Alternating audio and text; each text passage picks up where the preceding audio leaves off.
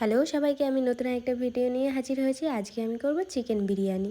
তো প্রথমে আমি চালটাকে ভিজিয়ে নেব 1 থেকে 1.5 ঘন্টার জন্য। তারপর আমি কিছু মশলা করে নেব মাংসর জন্য।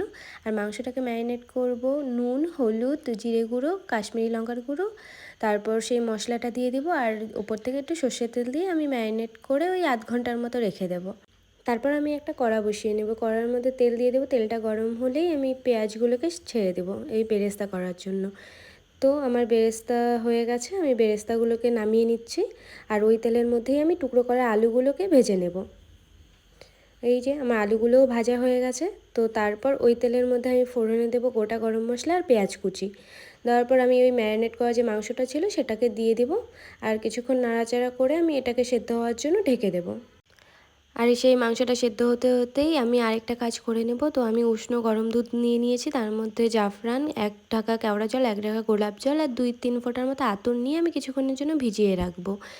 তারপর মাংসটা ঢাকা খুলে আমি যে টুকরো করা ভাজা আলুগুলো ছিল সেটাকে দিয়ে দেবো, দিয়ে কিছুক্ষণ কষাবো। কষানো হয়ে গেলে তার মধ্যে আমি জল দিয়ে দেবো আর পরিমাণ মতোই জলটা দেবো, যতটা আর কি বিরিয়ানির জন্য প্রয়োজন হবে। তো ঝোলটা ফুটে গেলে আমি গরম মশলা দিয়ে ঝোলটাকে নামিয়ে নেব। তারপর আমি বিরিয়ানির জন্য ভাতটা করে নেব। এর জন্য একটা পাত্রের মধ্যে জলটা গরম হতে দিয়েছি। তারপর দিয়ে দিলাম গোটা গরম মশলা, পরিমাণ মতো নুন আর ঘি।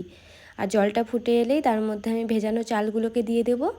আর চালগুলোকে আমি 70% মতো সেদ্ধ করে নামিয়ে নেব। তো যেই পাত্রে আমি দম দেব সেই পাত্রের গায়ে আমি ঘি মাখিয়ে নেব।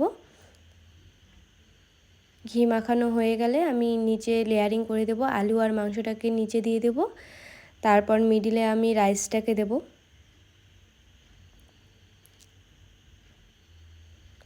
তারপর আমি ওপর থেকে ছড়িয়ে দেব বেরেস্তা, বিরিয়ানি মশলা, পরিমাণ মতো নুন আর জাফরান ভেজানো যে দুধটা ছিল সেটা আমি ওপর থেকে দিয়ে দেব। আবার ওপরেও আমি সেমভাবে একইভাবে লেয়ারিং করে নেব।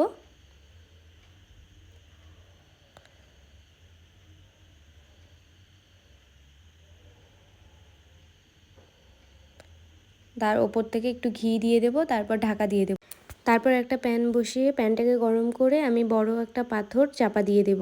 আর 15 থেকে 20 মিনিট দম দিলেই আমার চিকেন বিরিয়ানি রেডি।